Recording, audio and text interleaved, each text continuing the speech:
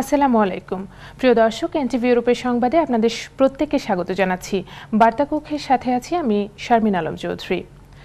ফ্রান্সের প্যারিসে Eiffel tower সংলগ্ন মানবাধিকার চত্বরে বাংলাদেশের বর্তমান সহিংস পরিস্থিতি নিয়ে প্রতিবাদ সমাবেশ করেছে মানবাধিকার সংগঠন forum for the democracy and human rights France. আমাদের ফ্রান্স প্রতিনিধি শাহিন আহমেদ জানান, সংগঠনের চেয়ারম্যান মানবাধিকার কর্মী মোহাম্মদ আল আমিনের সভাপতিত্বে এবং সাধারণ সম্পাদক মোহাম্মদ মাহবুব হুসাইনের পরিচালনায় সমাবেশে বক্তব্য রাখেন ফ্রান্স বিএনপির সাবেক সভাপতি ডক্টর আব্দুল মালিক, ব্যারিস্টার মিজানুর রহমান, বিএনপির ফ্রান্স শাখার vice chairman M A Taher প্রমুখ। স্পেনের বার্সেলোনায় অনুষ্ঠিত হল টেলিকমিউনিকেশন প্রযুক্তি ও মোবাইল ডিভাইসের সবচেয়ে বড় প্রদর্শনী মোবাইল ওয়ার্ল্ড কংগ্রেস 2013। 4 দিনব্যাপী অনুষ্ঠিত এবারের মোবাইল কংগ্রেসে মূলত আধুনিক প্রযুক্তি সমৃদ্ধ মোবাইল সহ বিভিন্ন টেলিকমিউনিকেশন প্রযুক্তি তুলে ধরা হয়। আমাদের স্পেন প্রতিনিধি ফয়জুল হক রানা জানান, বিশ্বের খ্যাতনামা প্রযুক্তি বিশেষজ্ঞ, সরকারের নীতি নির্ধারক, অপারেটর, হ্যান্ডসেট প্রস্তুতকারক, কন্টেন্ট প্রোভাইডার, অনলাইন প্রোগ্রামারদের অংশগ্রহণে অনুষ্ঠিত হয় এবারের মোবাইল কংগ্রেস। 2011 সালে স্পেনের বার্সেলোনাকে জিএসএম মোবাইলের ওয়ার্ল্ড ক্যাপিটাল হিসেবে ঘোষণা করার পর থেকে এই আয়োজন নিয়মিতভাবে বার্সেলোনাতেই অনুষ্ঠিত হওয়ার কথা ঘোষণা দেওয়া হয়। এবারের কংগ্রেসে যোগ দেন 125টি দেশের প্রায় 75,000 অতিথি। বাংলাদেশের টেলিযোগাযোগ মন্ত্রী অ্যাডভোকেট সাহরা খাতুনের নেতৃত্বে একটি প্রতিনিধি দলও এবারের কংগ্রেসে যোগ দেন। বাংলাদেশে চলমান সহিংসতা এবং বিরোধী দলের কর্মসূচিতে সরকারি বাধার প্রতিবাদে সমাবেশ করেছে বাংলাদেশ জাতীয়তাবাদী দল লন্ডন মহানগর শাখা। সোমবার পূর্ব লন্ডনের ব্রিক লেনে সোনারগাঁও রেস্টুরেন্টে এই সভা অনুষ্ঠিত হয়। সংগঠনের সভাপতি তাজুল ইসলামের সভাপতিত্বে এবং সাধারণ সম্পাদক কাউসার আহমেদের পরিচালনায় অনুষ্ঠানে বক্তব্য রাখেন ব্যারিস্টার এম এ সালাম, শায়েস্তা চৌধুরী কুদ্দুস, শাহ আক্তার হোসেন টুটুল, আব্দুল হামিদ চৌধুরী প্রমুখ। এ সময় বক্তারা বলেন, বর্তমানে দেশে চলমান সহিংসতায় সরকারকে দায়ী করেন। সরকারের মদদে এ ধরনের অস্থিতিশীল পরিস্থিতির সৃষ্টি হয়েছে বলেও দাবি করেছেন বক্তারা। আসন্ন টাওয়ার হ্যামলেটস নির্বাহী মেয়র নির্বাচনে প্রতিদ্বন্দ্বিতা করতে কাউন্সিলর হেলাল উদ্দিন আব্বাস লেবার পার্টির 4 জনের শর্ট লিস্টে মনোনীত হওয়ায় তার সমর্থনে সভা করেছে স্থানীয় লেবার সদস্যরা। রবিবার ব্রিক লেনের প্রেম রেস্টুরেন্টে এই সভার আয়োজন করা হয়। এ সময় লেবার সদস্যরা 4 জনের শর্ট লিস্ট থেকে নির্বাচনে প্রতিদ্বন্দ্বিতা করতে হেলাল আব্বাসকে যেন সমর্থন জানানো হয় তার জন্য লেবার সদস্যদের কাছে আহ্বান জানান। বাংলা টাউন ওয়ার্ডের সাবেক চেয়ার লেবার নেতা আমির হোসেনের সভাপতিত্বে সভায় বক্তব্য রাখেন মাওলানা আবদাল চৌধুরী, আসাবুর রহমান, আব্দুল লতিফ খান, আজমল হোসেন প্রমুখ। এ সময় তারা পার্টির ভোটে হেলাল আব্বাসকে সমর্থন জানানোর প্রতিশ্রুতি দেন। আমি মনে করি টাউনলেট একজন ভালো লেবার কাউন্সিলর যদি হয়, আমাদের অনেক দাবি দাবা আছে, এগুলো আমরা আদায় করা সম্ভব। শীতার্ত মানুষের পাশে দাঁড়াতে যুক্তরাজ্য ভিত্তিক চ্যারিটি সংস্থা হিউম্যান রিলিফ ফাউন্ডেশনের উদ্যোগে সম্প্রতি বাংলাদেশে শীতার্ত মানুষের মাঝে শীতবস্ত্র বিতরণ করা হয়েছে। হিউম্যান রিলিফ ফাউন্ডেশনের লন্ডন রিজিয়নের ম্যানেজার হাসান মঈনুদ্দিনের নেতৃত্বে চ্যারিটি সংস্থাটির কর্মকর্তারা সম্প্রতি বাংলাদেশ থেকে ফিরে এসে এনটিভিকে জানান, লন্ডনে এনটিভি চ্যারিটি অ্যাপিলের মাধ্যমে প্রবাসী বাঙালিদের দেওয়া আর্থিক সহায়তায় এবারে শীতবস্ত্র বিতরণ কর্মসূচিতে বাংলাদেশের প্রত্যন্ত অঞ্চলে শীতার্থ মাঝে শীতবস্ত্র বিতরণ করা হয়। হিউম্যান রিলিফের কর্মকর্তারা এনটিভিকে জানান, এবারের কর্মসূচিতে শীতার্থদের মাঝে প্রায় 2000 কম্বল বিতরণ করা হয়েছে। তার মধ্যে সিলেটের বাইরে সবচেয়ে শীতপ্রবণ এলাকা সাতক্ষীরা আর রংপুর জেলায় কম্বল বিতরণ করা হয়েছে।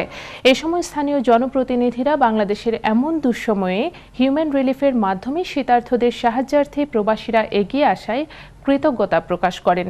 এবারের হিউম্যান রিলিফ ফাউন্ডেশন বাংলাদেশে প্রায় $10,000 সহায়তা দেন।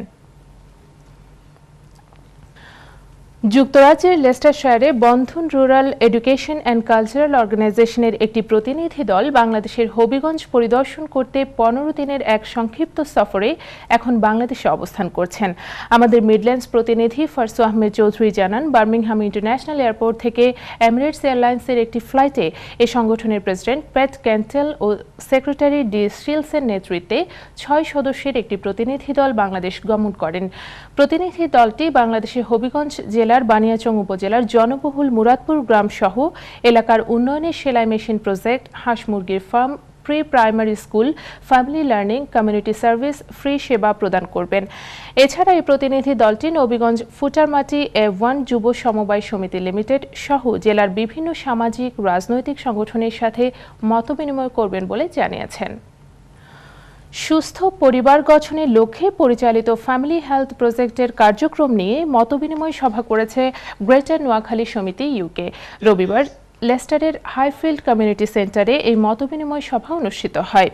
সংগঠনের সভাপতি আলী আশরাফের সভাপতিত্বে এবং মাহমুদা সুলতানার পরিচালনায় অনুষ্ঠানে বক্তব্য রাখেন lord mayor Abu Usman, member of parliament John এসওয়াথি এমপি, গ্রেটার নোয়াখালী সমিতির সাধারণ সম্পাদক শহীদুল্লাহ খান, ডক্টর আব্দুল আজিজ প্রমুখ। এ সময় বক্তারা শিশুর মানসিক বিকাশে বাবা মাকে সচেতন দৃষ্টি রাখার আহ্বান জানান।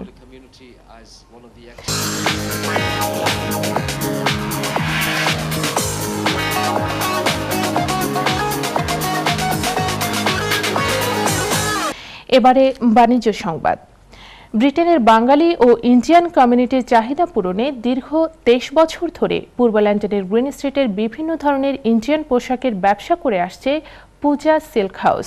প্রতিষ্ঠানটির স্বত্বাধিকারী সুরেশ রামি ও ধ্রুব রামি এনটিভিকে জানান, ক্রেতাদের চাহিদা অনুযায়ী আধুনিক ডিজাইনের সকল ধরনের ইন্ডিয়ান শাড়ি, শেরওয়ানি, সালোয়ার কামিজ ও ছোটদের কাপড় সরবরাহ করে থাকেন।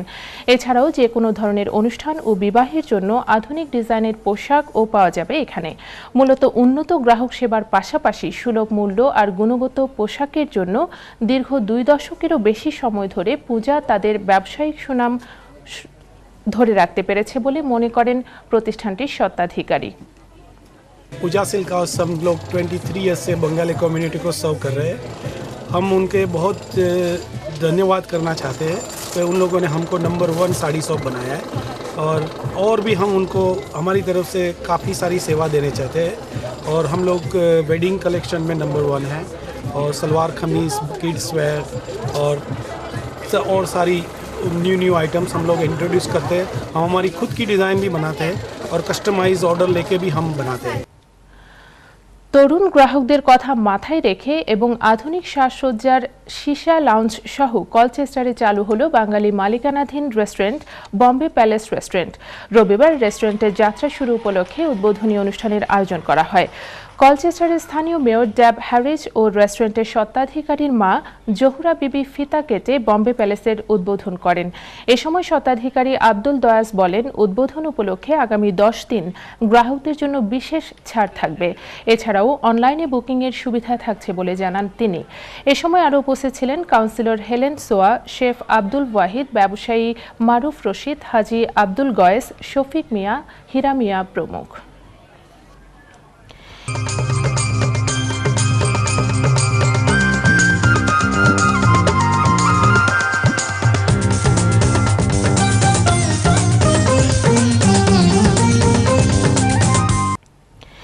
এবারে সাংস্কৃতিক খবর।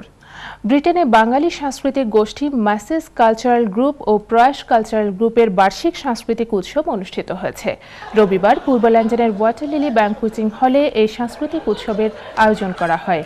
এ সময় লন্ডনের বাঙালি কমিউনিটির বিশিষ্ট ব্যক্তিদের উপস্থিতিতে সাংস্কৃতিক গোষ্ঠীর সদস্যরা গান, কবিতা, আবৃত্তি ও নাটক পরিবেশন করেন। এ সময় আগত অতিথিরা বলেন, এই ধরনের উদ্যোগের মাধ্যমে প্রবাসী বাংলা সংস্কৃতির চর্চার পাশাপাশি নতুন প্রজন্মের মাঝে বাংলাদেশ ও বাংলা সংস্কৃতির প্রতি আগ্রহ তৈরি হবে বলেও মন্তব্য করেন তারা। দর্শক, আপনারা দেখছেন এনটিভি ইউরোপের সংবাদ। নিচ্ছে ছোট্ট একটা বিজ্ঞাপন বিরতি। ফিরে এসে আপনাদের জানিয়ে দিব আমাদের নিয়মিত আয়োজন প্রতিদিনের সিলেট। সঙ্গে থাকুন।